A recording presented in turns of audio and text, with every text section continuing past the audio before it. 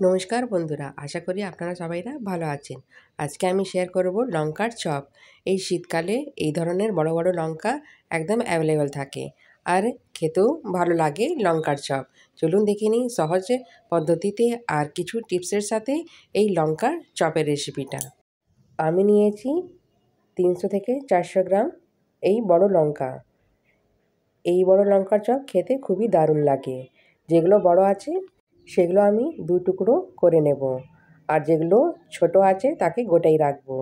আমি যেইভাবে ছুরি দিয়ে লঙ্কার দানাগুলো বার করে দিচ্ছি, ঠিক সেইভাবে ভেতরটা পরিষ্কার করে নিতে হবে।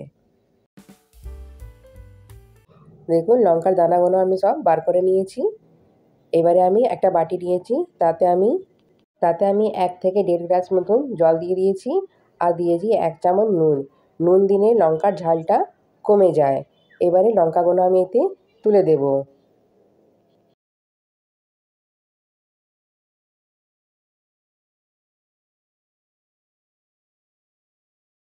দেখুন, এইবারে জল ফুটে গেছে আর লঙ্কাগুলো নরম হয়ে গেছে। এবার গ্যাসটা বন্ধ করে দিয়েছি। আমি এবারে প্রেসার কুকারে আলু সেদ্ধ বসিয়ে দেব। 4 থেকে 5টা আলু নিয়েছি, সেটা আমি সেদ্ধ করে নেব।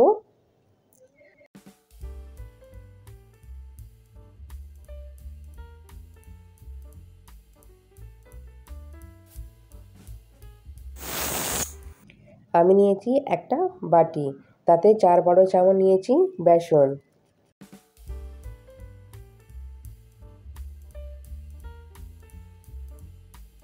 এবার নিয়েছি 1 চামচ নুন, আর নিয়েছি জোয়ান 1 চামচ, সেটা হাতে মিশিয়ে নিয়ে আর এতে দিয়ে দিচ্ছি। তাতে টেস্টটা একটু খুব সুন্দর আসে।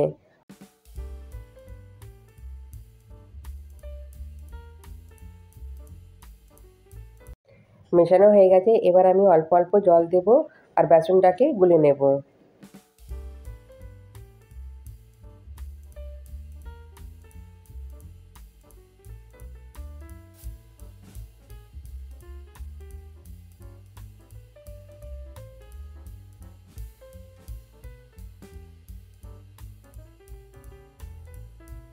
দেখুন, বেসন গলা হয়ে গেছে।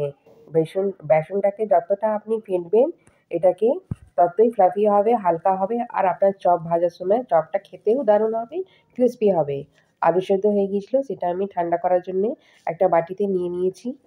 আর নিয়েছি একটা কড়া, তাতে দেব 2 চামচ তেল, আর দিয়েছি 1 চামচ মতন গোটা জিরে, দিয়েছি মশলা হলুদ, লঙ্কা, আর জিরে, ধনে গুঁড়ো, আর আদা গুঁড়ো।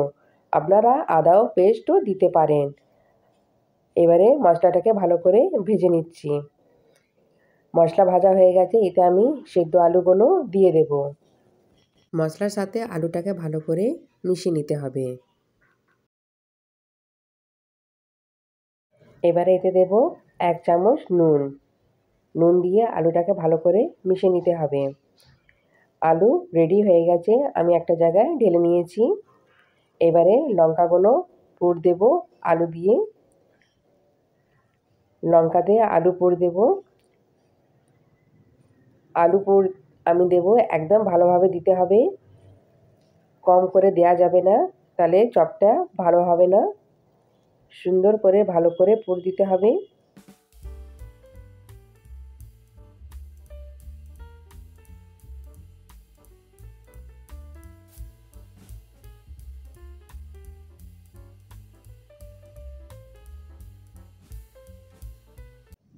সব কটা লঙ্কা আমি আলু পুর দিয়ে রেডি করে নিয়েছি। এবারে বেসনেতে আমি দেখুন দেব গরম তেল। 2 চামচ মতন গরম তেল দিয়েছি।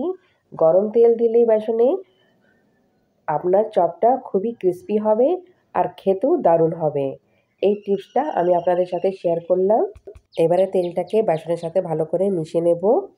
এই টিপসের সাথেই আপনারা যদি লঙ্কার চপ তৈরি করেন, তাহলে আপনাদের লঙ্কার চপ খেতে খুবই দারুণ হবে আর টেস্টি হবে।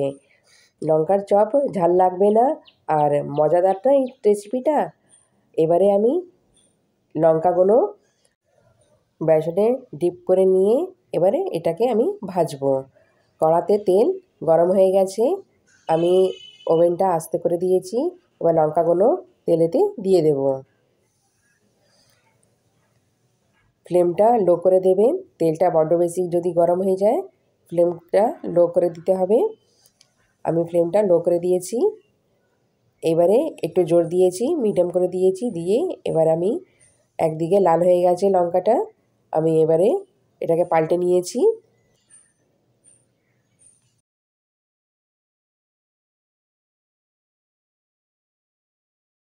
লঙ্কাগুলো ভাজা হয়ে গেছে। লঙ্কার চপ দেখুন কি সুন্দর হয়েছে আর কতটা ক্রিস্পি হয়েছে। আপনাকে আমি দেখাচ্ছি কিভাবে ক্রিস্পিটা হয়েছে। আর খেতেও দারুণ হয়েছে, ঝাল একদম লাগবে না, বাচ্চারাও খেতে পারে যদি খায়। দেখুন আপনাদেরকে আমি দেখাচ্ছি কেমন সুন্দর আর টেস্টি হয়েছে। আপনারা এই রেসিপিটা অবশ্যই শেয়ার করবেন। দেখুন কেমন খসখসে আওয়াজটা হচ্ছে।